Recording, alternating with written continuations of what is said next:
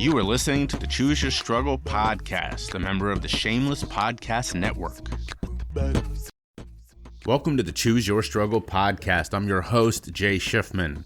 On this show, I interview people with lived and learned experiences on the topics of mental health, substance misuse and recovery, and drug use and policy, but occasionally we talk about other subjects as well. Today's show features a conversation with author and harm reduction advocate David Pozis, but first, Kid Mental, let's go. Things ain't always gonna go our way, but you can always win when you choose your struggle. And some battles will be yesterday, but today is for a new beginning. Choose your struggle, and don't worry about what they say, but you can always win when you choose your struggle. And you can bounce back just as Jay. Come on and listen to Choose Your Struggle. Choose your struggle. Choose your struggle. Choose your struggle. Hello and welcome to the Choose Your Struggle podcast. Great to be back with all of y'all. I'm recording this on Wednesday the 29th. I just got back late yesterday from Puerto Rico. Had a wonderful trip. I have to thank both of the major partners for this show, Bookshop and Roadrunner. Bookshop because I read multiple books on the trip, and you know, couldn't do that without Bookshop. So thank you to Bookshop. Roadrunner twice actually. First, in Old San Juan, in the middle of a conversation with Lauren, I stepped off the sidewalk, and their streets are mostly cobblestone. Put my foot down between two cobblestone pieces without realizing it, and my ankle twisted. For a moment, I was like, well, there goes this vacation. It was like the second day. But luckily, we stopped in a drugstore, grabbed a wrap, and I covered my ankle in Roadrunner's muscle gel, and I was good to go. I was fine. We did the next day, we did a tour of a coffee farm, which was a lot of walking. 2 days after that, we went on a long hike through the mountainous rainforest to a swimming hole. More on that in a second. And I was good to go. I really could not have done this without Roadrunner's muscle gel. So really, sincerely, thank you to Roadrunner. As always, if you want to support either one of those partners, go to the link in the show notes. And if you want to get something from Roadrunner, use the code CYS at checkout. You'll get 10% off. So thank you to both of those. Oh, the other Roadrunner instance, when we got to this swimming hole, which was a basin underneath a waterfall, it was pretty beautiful, pretty spectacular. You could look out over a lot of Puerto Rico all the way to the ocean. It was really beautiful. I had brought a couple of pre-rolled Roadrunner joints with me. So had some CBD, some pretty great pictures on my Instagram. If you're not following Instagram, just go search for Choose Your Struggle or Jay Shifman on any social media. But there's a picture of me in this swimming hole with a joint, and I look very, very content because I was. So again, thank you to Roadrunner. Now, today's episode is with a guy that I am just such a fan of. He's a really nice guy, really smart guy. It was one of those things where I've been following his work for a while, thanks to, actually, big shout out to ML Lanzalata, who you all know and love, because he was the one that first turned me on to today's guest, David Pozis. So check out David on Twitter. That's my first recommendation. Really intelligent guy, really interesting the way that he thinks about and promotes harm reduction, safe drug use, that kind of thing. But more important than anything is grab his book. The Weight of Air is, and I've said this on a shows before, I've said this when I was interviewed, I've said this on social media. The Weight of Air is, in my opinion, probably the best drug book that I've read this year. And that says something, I read a lot of these. I'm looking at my list, not just of drug books, but of books, period, and drug books are probably a third of that list, and this would be my pick so far of the best of the year. So really big shout out to David. As always, he shouts us out on the show. If you want a copy, he is happy to help facilitate that. He was very nice in sending me one.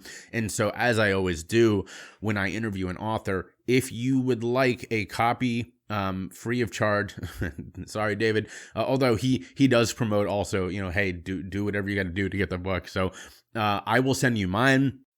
All you have to do is reach out to me through the website, jshifman.com, and tell me that you liked this interview and that you want to read the book, and I will send it to you. If you want to support David, obviously go to Bookshop. You can get the book there, or he tells you a couple other places, and please do so, because he is such a great guy and such a smart guy, and is really doing fantastic work around the issues of drug use and substance misuse. So grab the book. It is wonderful. It's not an easy read. There are parts of it where it is, as I say on the interview, if I was not interviewing him and instead was just reading about this person or this character, I would believe that it did not end well. So, that is the warning. It is tough at times, but enjoy this book. And most importantly, I guess, enjoy this incredible conversation with the always insightful David Poses. In June of 2021, I accomplished something that is all too rare for those with lived experience. I told my story and made my call for change from a TED stage. The fact is, our society puts too much emphasis on those with learned experience. The person who spent 20 years researching something. And that's okay, because those voices are incredibly important. They provide the information that the rest of us run with. But we can't minimize the voice of those who've actually lived these experiences. That person doing research can't tell you what it really feels like to go through withdrawals, and they shouldn't want to. We need all voices at these tables. So if you're looking for someone who actually has lived these experiences, who can talk about struggling with mental health and substance misuse, who can talk about what it really feels like to go through addiction, who can speak eloquently about the war on drugs from both a learned and lived experience, reach out to me. And if you're looking to create a more complete experience, a roundtable or whole cadre of speakers, I can bring numerous people with me who have experiences that are unlike mine and unlike anything else that you've heard. So reach out to me today and let's create a complete learning experience for your office, your club, your school, or anywhere else, because these voices need to be heard and these lessons can create change today. Reach out and let's all choose our struggle. Find me on social media. Check the link in the show notes or search for me, Jay Shifman, on YouTube and LinkedIn, and Choose Your Struggle on Facebook, Instagram, and Twitter. Hi, I'm David Poses. I'm a writer and activist and a husband and father and the author of The Weight of Air. And for my listeners, y'all probably know that name. I've mentioned his book a couple of times now, both on social media and on the show. It is, as David, as you know, because when I finished it, I sort of was nagging you a lot about how much I enjoyed it. It is one of my favorite books of this year, and probably if I had to choose in my top two drug books, and I've read a lot this year, so it is one that I definitely recommend everybody reads. And as I always do when I have an author on the show, when I have the book, I give away a copy of the book at the end, my copy, and so anybody who wants one, reach out and the first person will get my copy of the book. So before we really get into that, though, the book itself, this is, tell me if I'm wrong here, but a very vulnerable, open look into your life as a drug user and somebody who struggled with misuse and addiction. Yes, definitely. Now, so then the question, I guess, before we really get into that, the story, because the story is incredible, was this difficult to write? Because I couldn't quite tell from reading it. There were moments where it seemed like you almost, this was therapeutic for you to write this story. Is that accurate, or was I sort of reading into that a little bit? No, it's definitely accurate. I had kept all of this a secret from when I was, 19 years old. I mean, my family was aware that I spent some time in rehab, and my story was anywhere from 6 months to like a year and a half, even though it was 3 years on heroin. And then after that, it went on for another 16 years, but nobody knew. And then 10 years of buprenorphine, nobody had any idea about any of this until I was 42. And I thought I wanted to tell my wife, and I knew that she would be, I was hoping that she would be sensitive and understanding, but I still felt so guilty for, deceiving her. So the idea was, I'm going to write this book. and I'm going to give it to her as this is what's up, basically, in a much more sensitive way. And so she was just unbelievably incredible about it. And it just kind of went from there. I will say I appreciate that. That was the most fascinating part to me. It was sort of a big reveal at the end of like you were literally revealing your story to her, and it was Yeah. very beautiful in that way, as you talked about sort of briefly at the end, how you did that. And as somebody in recovery, I just can't I cannot fathom you keeping the depths that you went to, as you say in this book, a secret. And also how you were able, let alone physically doing that, but how you were mentally able to keep this all a secret. Yeah. I mean, I think the thing about it that confuses a lot of people, or, there's this myth that like you can't possibly be on heroin and function. I see that from a mile away. But the fact is, like, there's millions of people all over the world who are prescribed opioids much stronger than heroin. And we know that they not only can function on them, but they need them specifically to function. So hiding it was never a problem for me. It's not like it smells, like you drink or smoke, everybody knows. And I was better on the heroin. So if anybody was going to think like, what's wrong with this guy, it would have been when I was sober, because I couldn't get out of bed. I mean, and that was the problem. I didn't want to. I hated the lifestyle, but I couldn't function, without it. And mentally, it was excruciating because I felt such overwhelming guilt and self-hatred for what I was doing, for needing some foreign substance to function. So I just hated myself the whole time. But if I wasn't on heroin, then I hated myself for entirely different reasons, and like I was suicidal.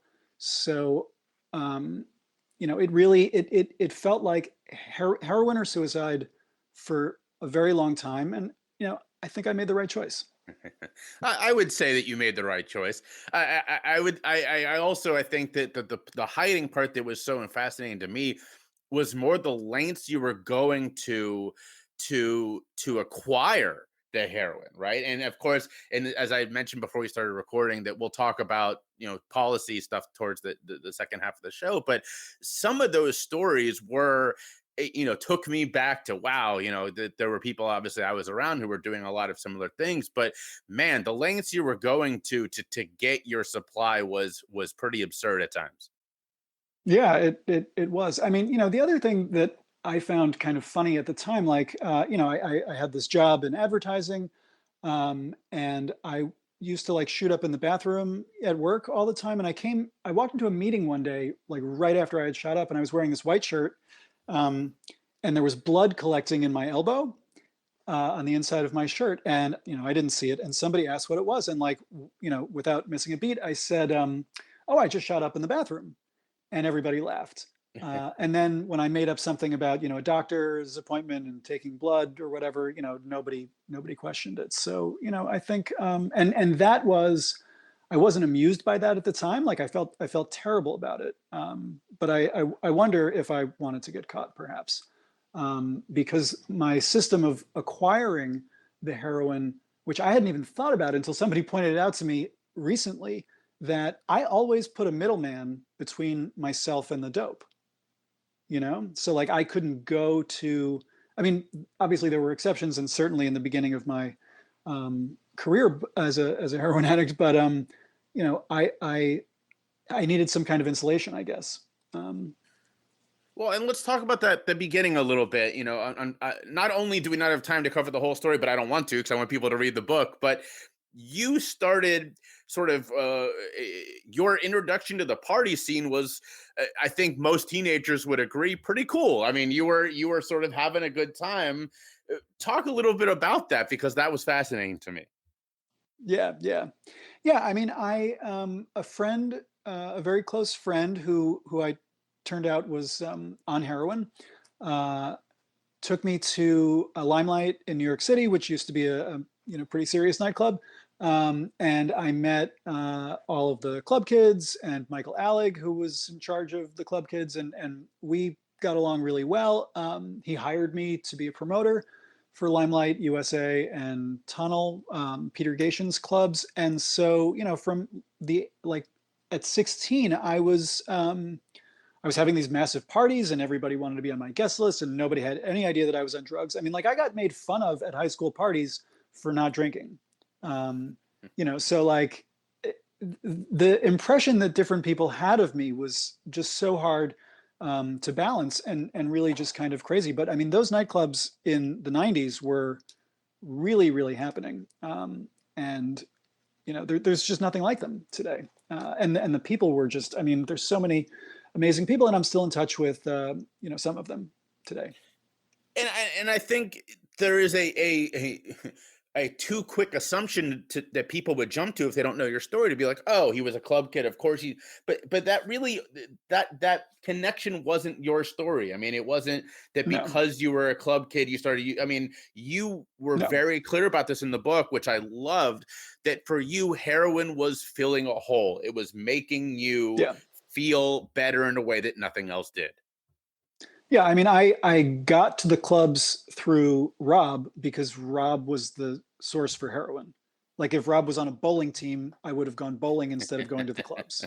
It so happened that I liked them, but it was definitely not like, oh, the club kids got him. I mean, none of the club kids were on heroin at the time. And I think that's a really important distinction because in my slice of suburbia, getting heroin was like trying to find, weapons grade plutonium at the time.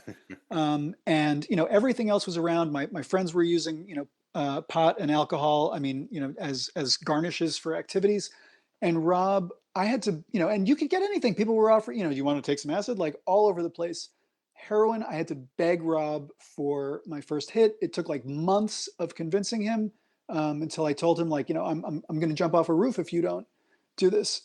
So, I mean, the club kids were also against heroin at the time. I mean, they would do, everything else, but there was this notion that like, junkies are, bad people. And I mean, a lot of the stereotypes.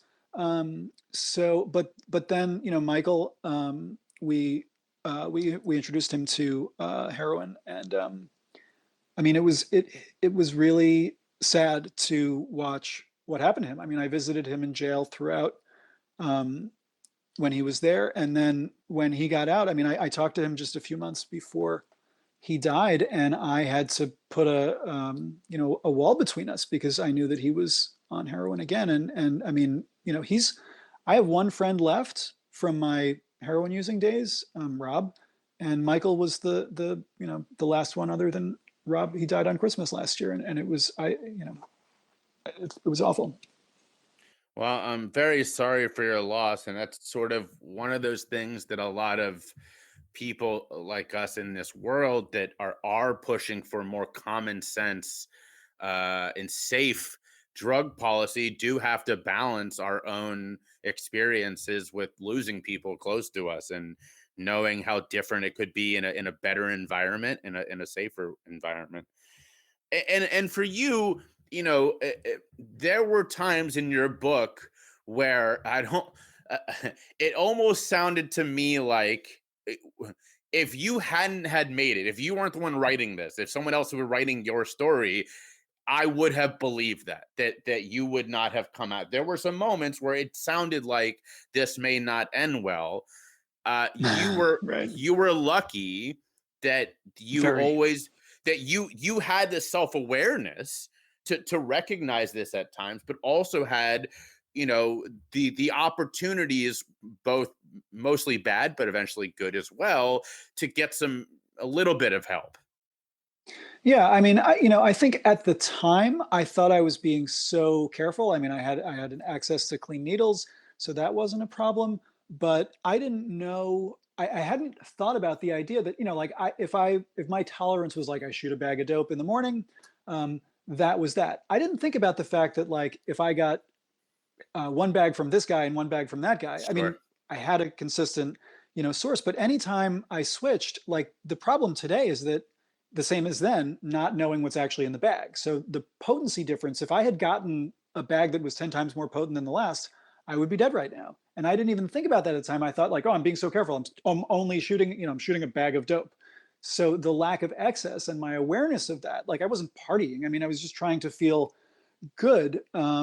So of course, how could I possibly die because I'm being so smart about this? But you have no idea. I mean, it's like drinking a glass of there's 2 pint glasses on the table, and one has methanol and the other has hard seltzer, and you don't know which is which. You're fucked. I mean, Right. you don't have a chance, and that's the difference. And I'm sorry, we're going to talk about policy later. No, I love it, and I like I said, I definitely have questions because you studied this even more than I have. But staying on your story for a second, you were not jumping from dealer to dealer a lot. Again, that's kind of going back to what I was alluding before, and people got to read the book about this. But your like you said, you were setting up, middlemen between yourself, but you were trying to stay with the same dealers as much as possible. And that didn't always go well. I'm thinking mostly when you were up in Massachusetts, right? That's where you were using this. You were living there with your then girlfriend, and tell that story real quick of the dealer that you had up in Massachusetts. Oh my God, yeah. I had a couple of sources. The first one was this goth girl who was homeless, and we would drive to Holyoke whenever. And she, was a very sweet girl. She happened to be homeless. She really, cared about me and called me out on my bullshit. The second guy was Henry, who lived in a boarding house. He was like an older, kind of a very blue collar guy who I felt like he didn't even know my name, but we were together all the time. And then Roy was also homeless. He was Ariane's boyfriend. And I mean, he was just like this anti-Semitic, complete fucking douchebag. I'm Jewish, so that was not great. I mean, he didn't know that, but he would make these comments like all the time. And he was just, such a scumbag. And he ultimately, I was going to go back to school. I won't ruin it. Never mind. Read the book. Yes, read the book. But going back a little bit, I think what's so fascinating about that period of your life is you are telling everybody, and you have everyone convinced that you are in recovery, that you are, you spent some time in, it was Betty Ford, right? Up in Hazelden. Yeah. Hazelden. I was in recovery, I mean, yeah. Well, so that's where I'm going with this. I appreciate that you got that you were, it's not that you weren't also using and also struggling in a way, but you were in a better place. So talk through kind of your experience about how, I don't want to say harmful Hazelden was. That's my word. It sounds like, but not yours. It's harmful. It was then very let's go with harmful then. That's great. So talk a little bit about sort of that experience being there, because I think not for listeners of this show, obviously this people here know that harm reduction and all that, but if someone's not familiar, they would think that Hazelden was a good place for you to go. Well, that's exactly right. I mean, addiction is such a reactive thing. I told my parents, and we look into colleges 4 years in advance, but we don't look into rehab. Nobody plans for that kind of stuff. So You call who you know, they say this is the best place, you send your kid there. And so, my parents, I think like most parents, don't ask why you're using heroin. They go, you got to stop doing this. You're going to die. This is terrible. They're too outraged and scared to say like, what are you actually trying to accomplish with this crap? And I was too ashamed of the heroin to tell them why I started using, because I was, suicidally depressed, and I was too ashamed of that to tell them anyway. So I get to rehab, and from the minute I walked in the door, they're like, you have a disease, and the only way that you're going to achieve remission is by putting your life and will in God's hands and working the steps of this, anonymous support group that wants you to not be ashamed, even though an anonymous support group basically screams, you should be very fucking ashamed. And I couldn't reconcile anything they were saying. And I told my counselor, it took all of my energy to tell him, look, addiction is not my problem. It's a symptom of depression. I would not need heroin if I was happy and functional. And he's just going like, you're making excuses. Heroin has absolutely no medicinal value.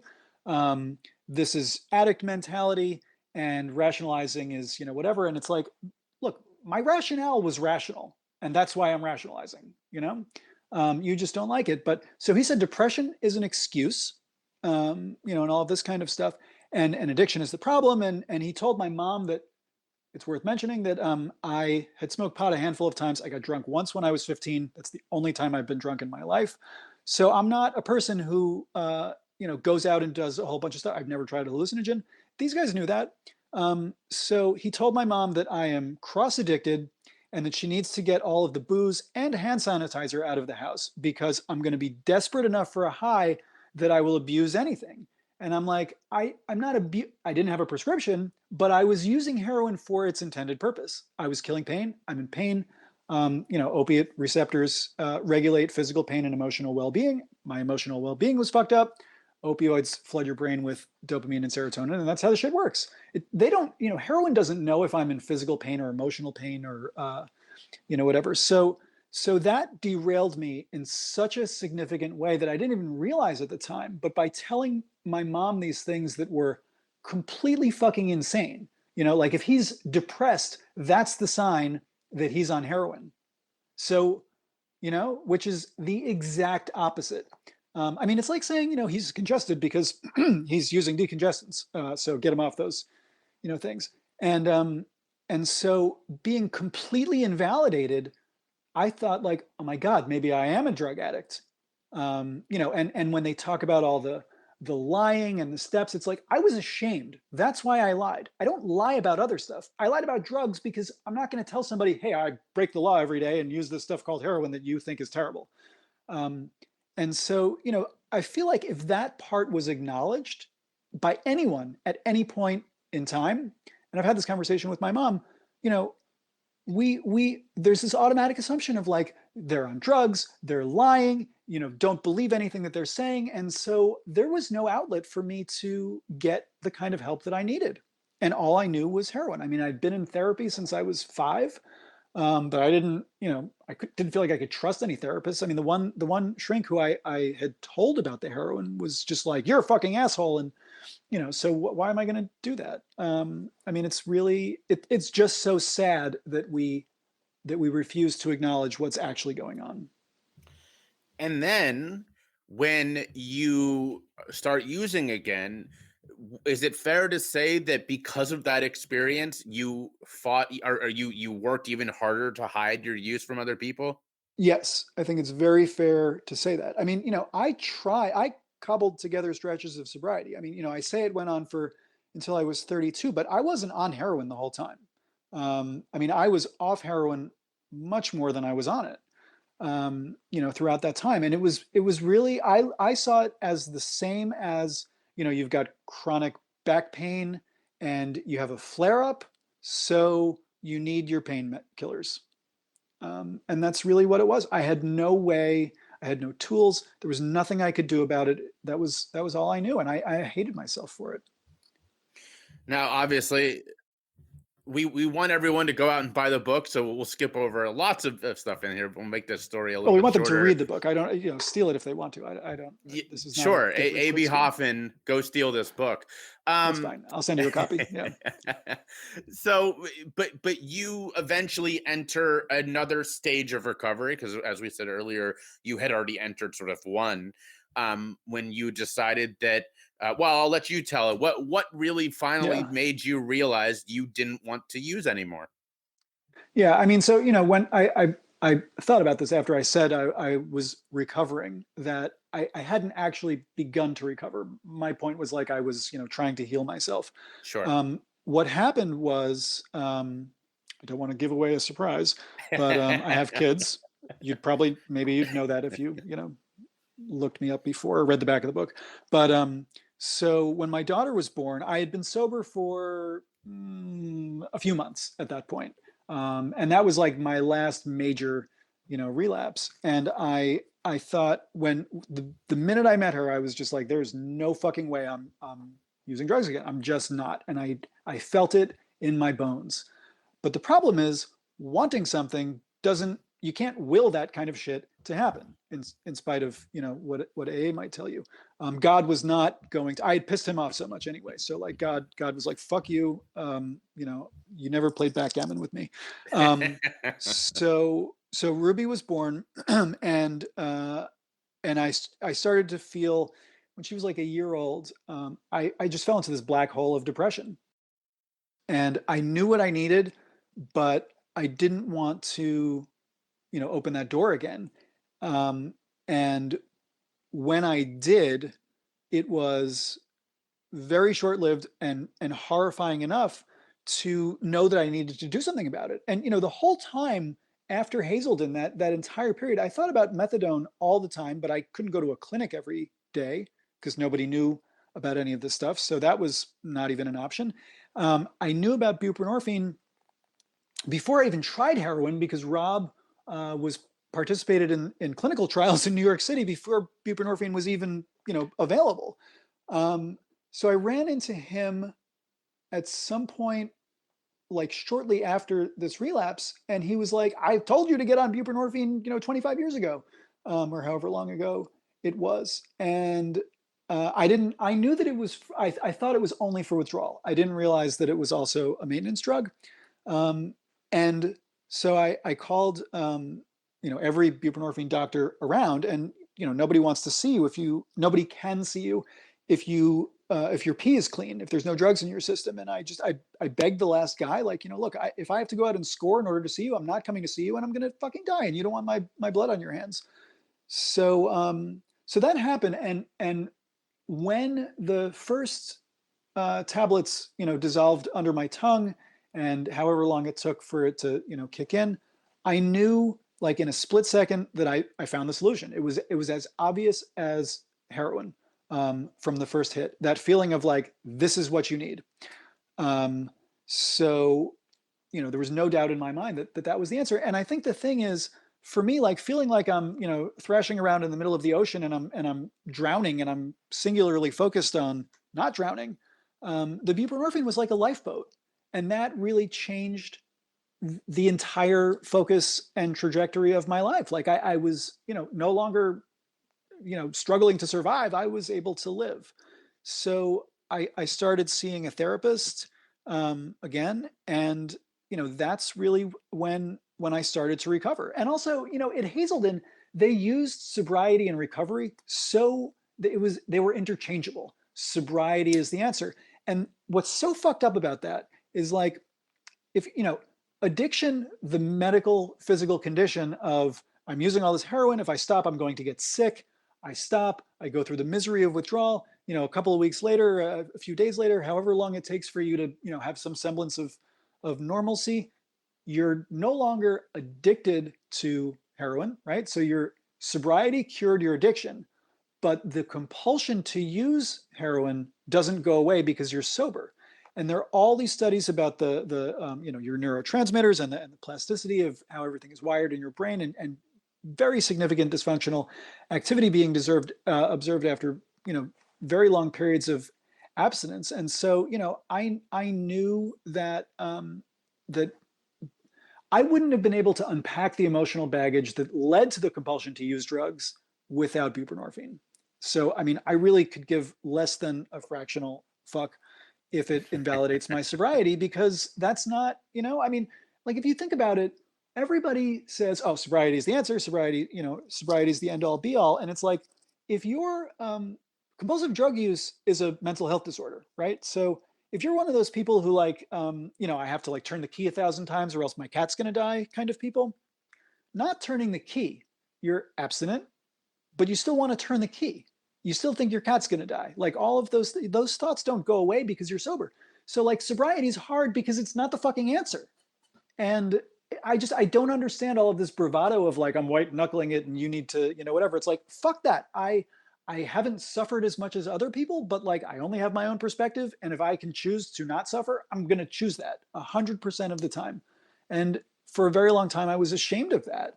And I'm not anymore. And I don't know how that happened or why. I'm certainly grateful for it, but I couldn't have written this book until I felt that way.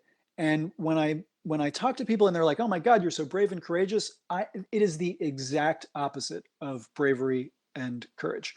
I hid all of this stuff. I covered it up. I lied about it. I deceived everybody I know for more than 20 years. Everybody in my life thought I was 24 years sober when I told them what was actually going on. I mean, like, that's not courageous. So, the guilt and shame were just so overwhelming also. Like I had to do something. So then before we really get into talking about drug policy and all that kind of stuff that you touched on there, let's pause real quick. If you wouldn't mind shouting out where people can follow you online, where they can buy the book, all that kind of good stuff.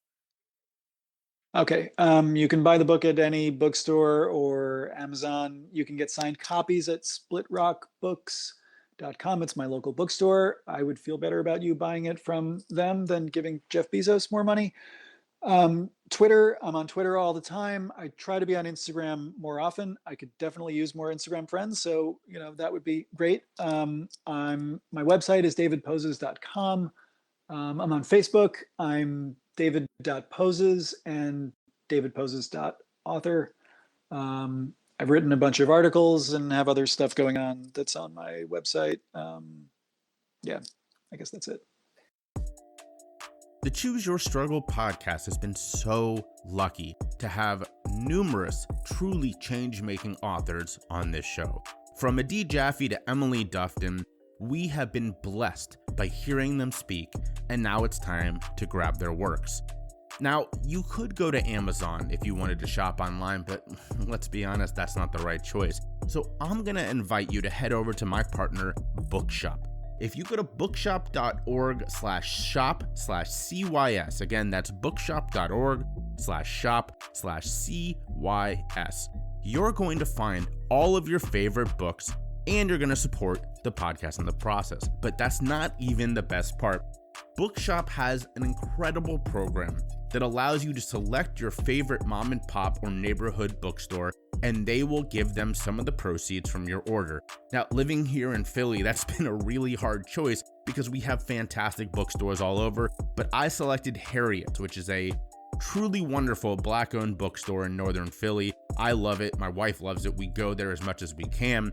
Honestly, why would you go anywhere else? So again, go check out Bookshop at bookshop.org/shop/CYS. You're going to find the book you're looking for. You're going to support your neighborhood bookstore, and you're going to support the podcast in the process. So check it out today and go ahead and buy that book you've been waiting for.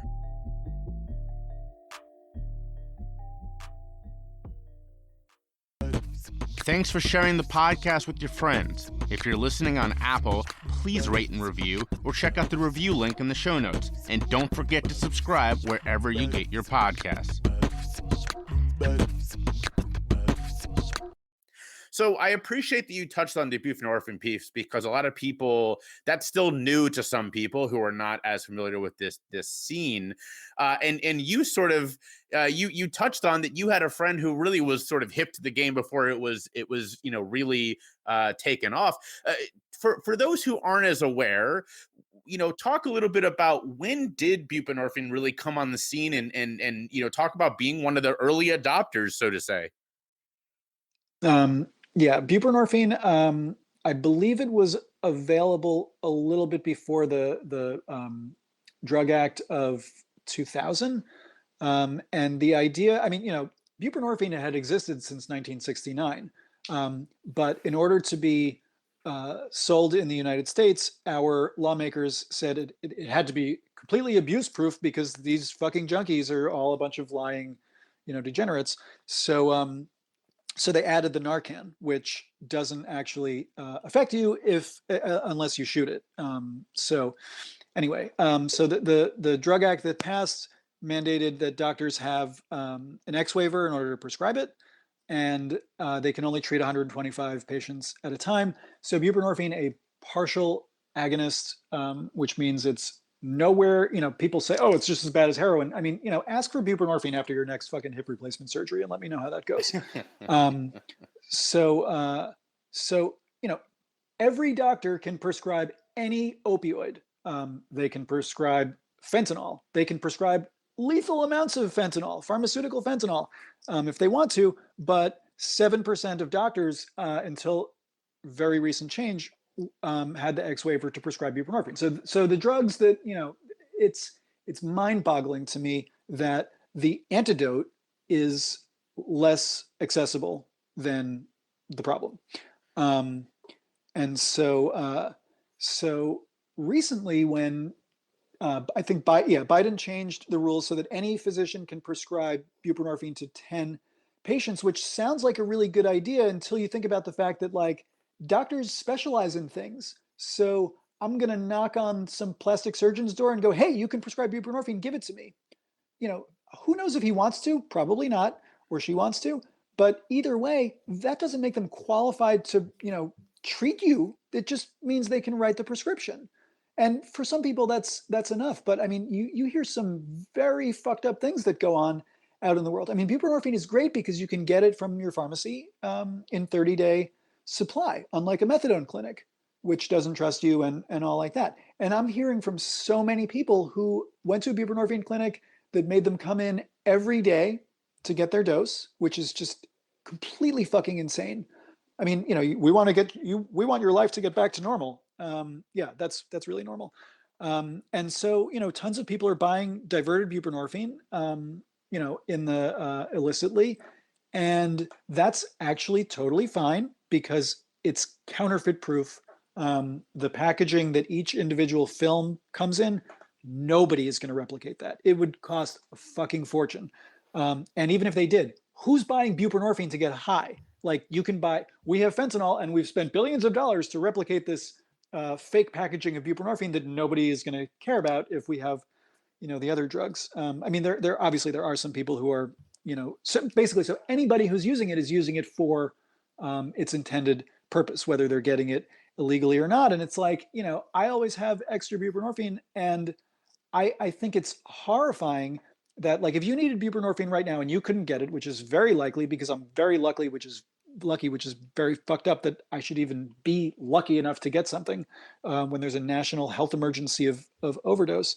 If I give it to you, then I'm committing a crime, and so are you. And so I will have hopefully saved you from overdosing on fentanyl because that's all that's out there right now. So by saving your life and hopefully turning you on to the path to recovery, I get arrested and go to jail, and so do you, which is and this is crazy. all dated in very sort of absurdist thinking around drug use and drug policy. Using your example from before, you're talking about the 10 patient limit. If you went to that same plastic surgeon and said you can only treat 10 patients, or any doctor and you said you can only prescribe 10 people opioids this month, we would have doctors, rightfully so, saying, I can't do business this way. And yet, if you want to treat people for those opioids, you can only treat 10. Now, one way that some people have suggested, including you, and I know that for those who don't know, David is very active on social media. In fact, so the reason I have this question is that I saw somebody share a post of yours just this morning. And I said, funny coincidence. I'm interviewing today. Her name is Destiny. Shout out to Destiny, friend of the show. And she's the new director of harm reduction here in Philadelphia, where I live. She asked me to ask you if you wouldn't mind talking about, she said, I completely agree with him on the topic of safe supply. But in David's eyes, how would that work in our country? And do you think it's actually realistic to expect that will ever happen here? That's a really easy and impossible question. I couldn't do what I do if I thought it wasn't possible, but I struggle with feelings of this is never going to happen often because of how fucked up our system is. When you ask the question of like, how would it work? My answer is always very, very simple. We have liquor stores, take that model, stick drugs in them. Don't sell it to underage people. It's the same thing. And people are like, what? I mean, a lot of people say like you would have doctors prescribe heroin in these clinics and all this bullshit. It's like alcohol is the most dangerous substance you can put in your body. It will shut down all of your organs. It obviously can kill you by overdose. We think alcohol is safer. We think alcohol is legal because it's safer, but the inverse is true. Alcohol is safer because it's legal. During Prohibition, overdose fatalities were through the roof for the reason we talked about before with the pint of methanol and the pint of beer. And so nobody really wants to think about that. We have this idea that drugs are just terrible for you. I mean, look, heroin withdrawal is brutal. Alcohol withdrawal can fucking kill you, like literally kill you in a few different ways. So alcohol can, and all other drugs combined can't shut down the organs that alcohol can. No other drug is that addictive. I mean, the entire category of stimulants doesn't have a physical addiction, which I know doesn't, make it easier to stop using. But, there's a difference between, you're not going to die of a fucking heart attack or a stroke because you stopped smoking crack. You will from alcohol, or you can. So putting heroin in stores, like, people are dying not because they're going up to their local drug dealer and saying, hey, please sell me the deadliest shit you have. Don't tell me how strong it is. It's the unknown potency is the danger. Heroin all by itself, all of these opioids, I mean, look, they've been in use longer than written language. Overdose fatalities have been increasing since 1971. So in like elementary school, I learned how to separate the variables and the constants to figure out what the problem is. So you got, before written language, consistent use of opioids. 1971, the drug war started. I mean, we're spending 38 trillion. I mean, the fucking DEA, they're out there.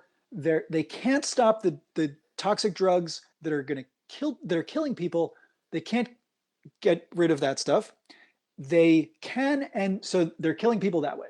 They're killing people by stopping you from getting buprenorphine, methadone, all kinds of people who have prescription opioids, that these restrictions are putting them in so much pain that they're committing suicide. I mean, it's unfathomable to me that these motherfuckers are burning $46 billion, or their cash burn is crazy. If we were to make all drugs legal and tax them and sell them like alcohol, it would turn the DEA's cash burn into a positive net swing of $106 billion a year. I mean, we can get a lot of treatment for that.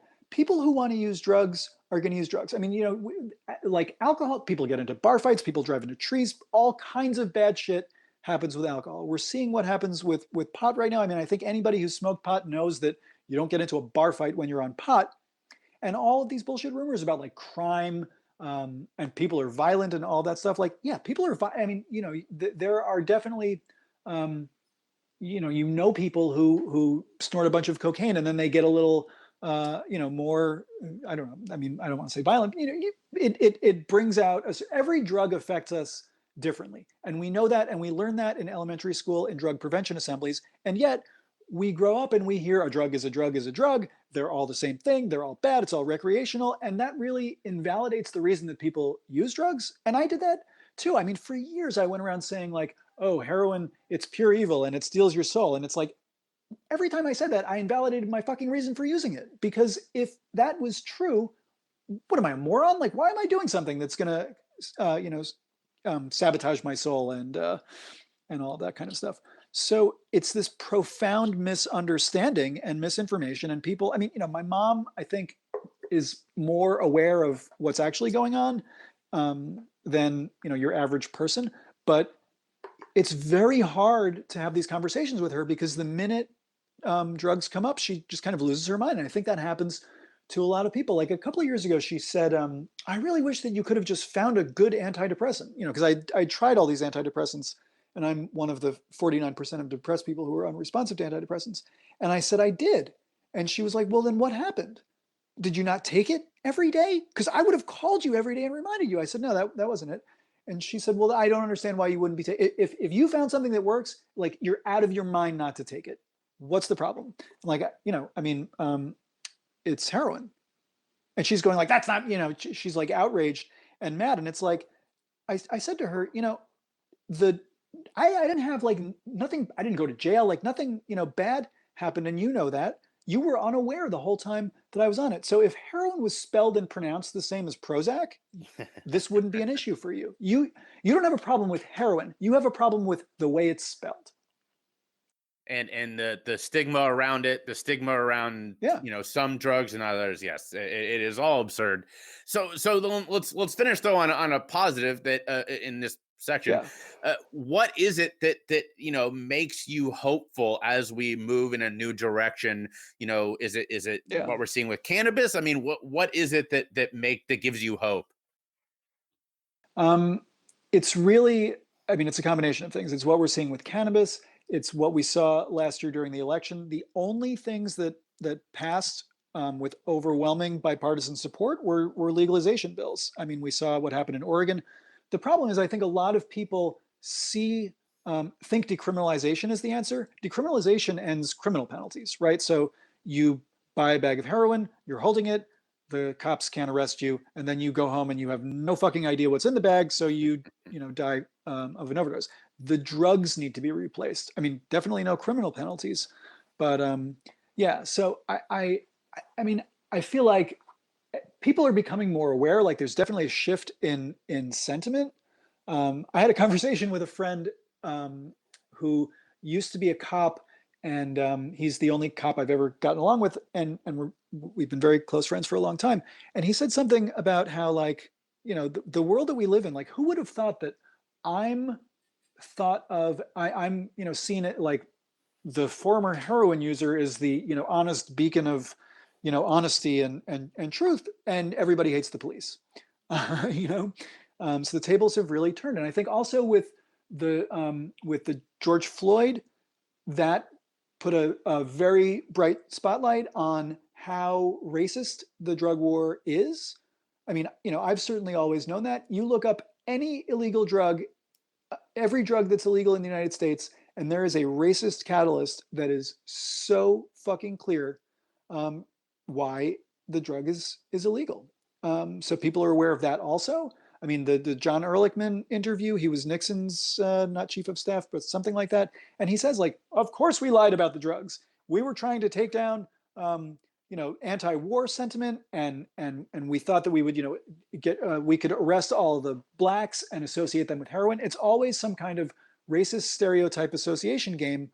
And people are becoming more aware of that. And people are understanding that drugs are a coping mechanism. I mean, the idea that, like, bad people are getting addicted to opioids has always been crazy to me, because it's like, why is it, when it's easier to believe that than people who are in pain use painkillers, like, the narrative doesn't make any sense. And when anybody, like, stops and takes a look at it and really thinks about it, it's like, oh my God, that makes absolutely no sense. I mean, we tell people, oh yes, the heroin is causing all of your pain. I mean, the exact opposite of biological axioms are being passed off as truths, and people are becoming more aware of it. The internet is obviously helping, social media is helping. So, I think it's something like 64% of Americans want the drug war to end. I'm not all that optimistic that I'm going to walk into a drugstore that is like a liquor store in my lifetime. But I have to be hopeful that it's possible, or else I would kill myself. Well, I That was positive. Wait, no, sorry. no, that was I co-sign all of what you said, and I appreciate your knowledge on this so much. But we are running low on time, so before we get to the final questions, one more time, shout out where people can find you online, follow you, and buy the book, of course. Okay, my website is davidposes.com. I'm on Twitter. I'm David the Kick with no spaces or underscores. I'm on Instagram as David_the Kick, although I think if you just type in David Poses on any of these platforms, you'll find me. Facebook, I'm David.poses and davidposes.author, although I don't really do much with davidposes.author, but whatever. I'm also on LinkedIn, although I can't think of what my name is, but I guess you could just look me up. You can buy the book at any bookstore. Split Rock Books, which is my local bookstore, has signed copies.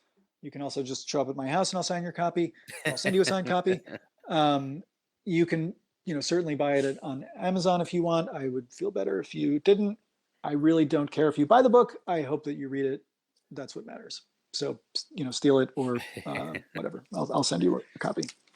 Well, next time I'm up your way in New York, I'll swing by and you can sign my copy. Okay. So, I'm sorry. Can I just add one more thing? Please. Okay.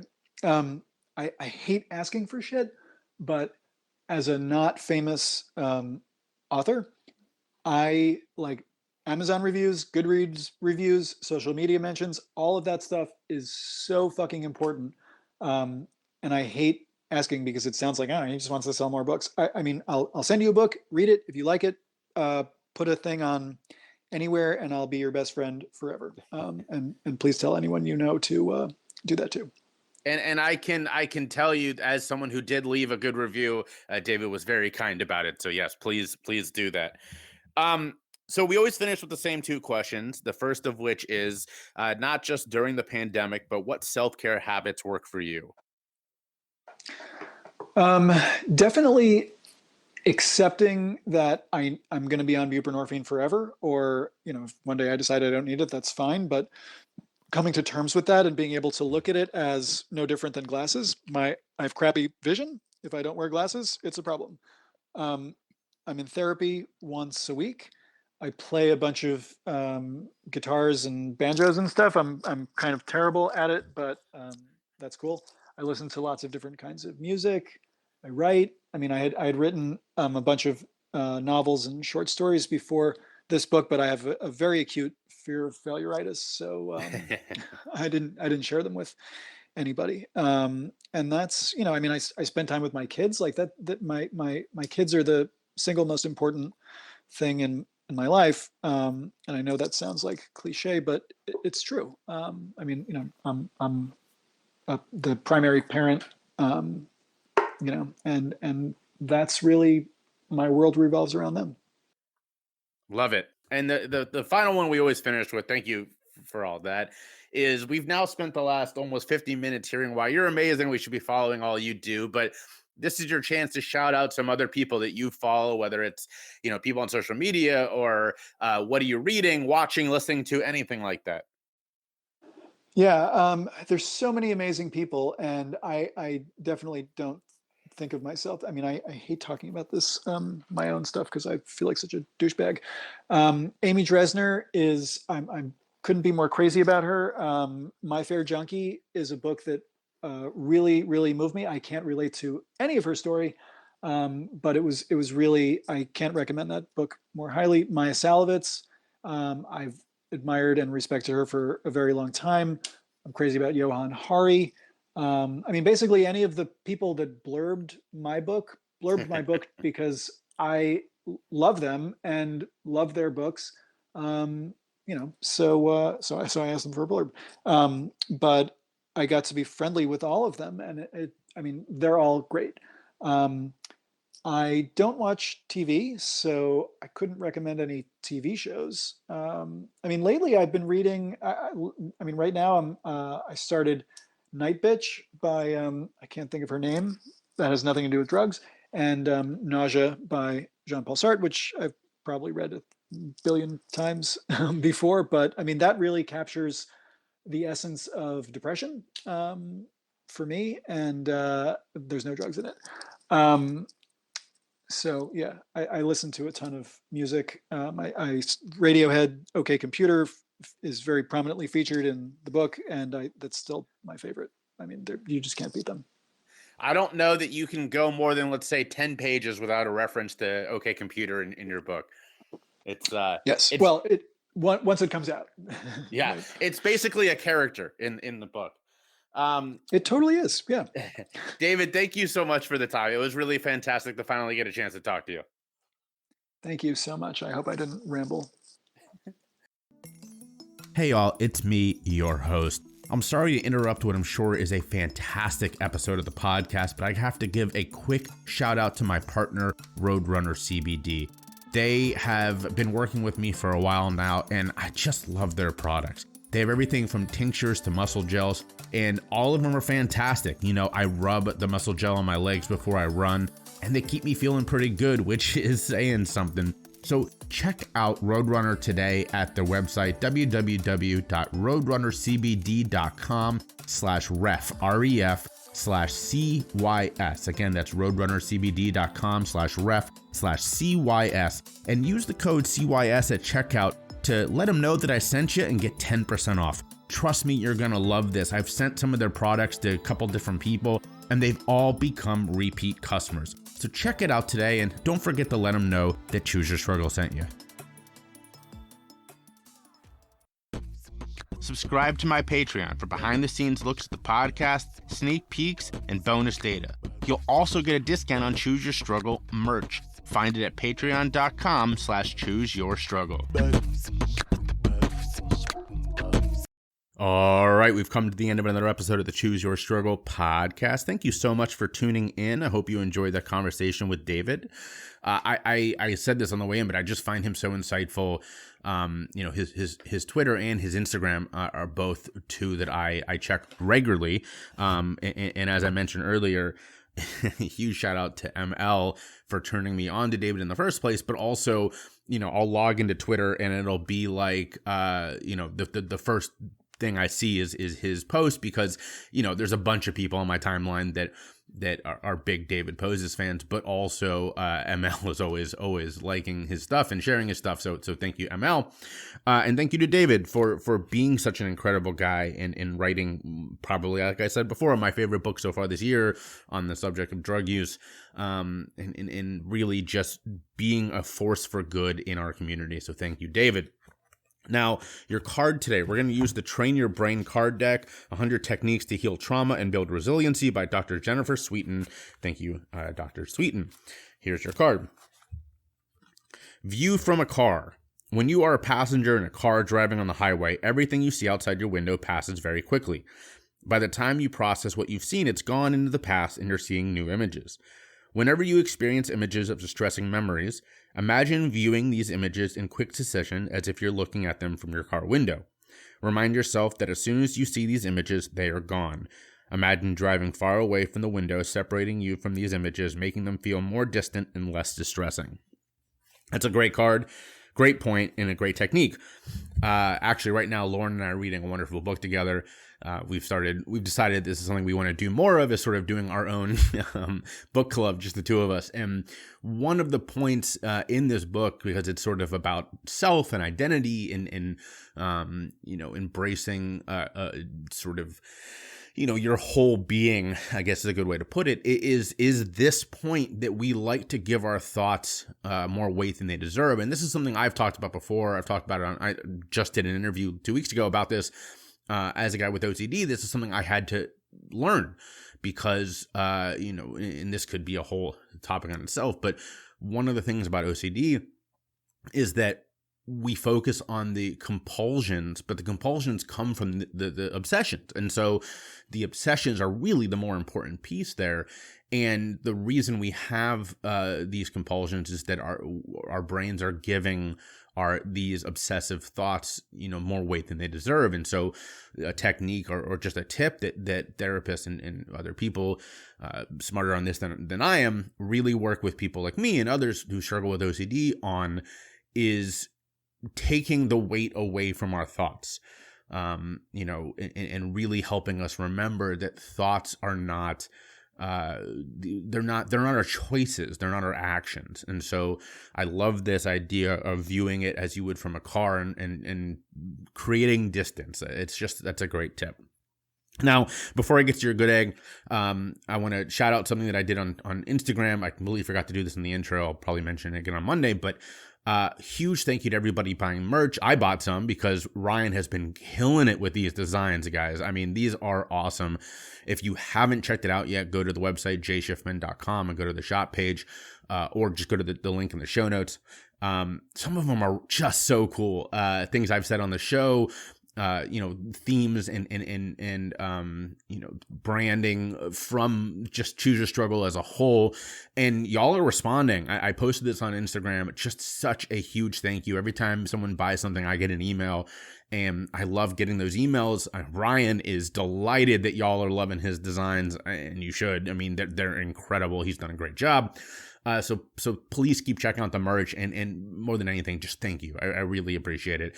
It's very exciting to me when people send me pictures like, hey, I'm wearing this merch, or if they just post it and I come across them wearing, my merch, it makes me very happy. So check that out. And your good egg for this weekend and the week going forward, is sort of twofold. Number one, as I've mentioned before, this season of the show is coming to an end. We only have a couple weeks left, about a month. And that means that there's a lot of more time that'll be in my schedule. There's some good stuff coming down the road. It's gonna be very cool. I've got this, the list in front of me of everything that Choose Your Struggle is currently working on is a little intimidating, but I'm very excited about it. So the twofold of this is, number one, I want to hear from you sort of what good eggs have you appreciated? What, is there anything that I do or I've said that's motivated you to do something positive or add a moment of gratitude or something like that to your schedule? I want to hear that. This is for the end of the season, sort of recollection and all that, but also, I need new ideas. And some of you have reached out recently. Huge shout out to Zach Rhodes on LinkedIn to say how much that he loves my Monday morning affirmations, which is cool. I like doing those. So reach out. That's number one. And then number two is the weather is turning beautiful here in Philadelphia. We San Juan, just Puerto Rico overall, was so deathly hot that it was like gross. And then we came home and it's like perfect fall weather. So your good egg really is go outside and enjoy this weather. We are moving towards an era where the extremes are going to be the norm. Summer hot and winter freezing. So enjoy fall while it still exists. But most importantly, as always, be vulnerable, show your empathy, spread your love, and choose your struggle.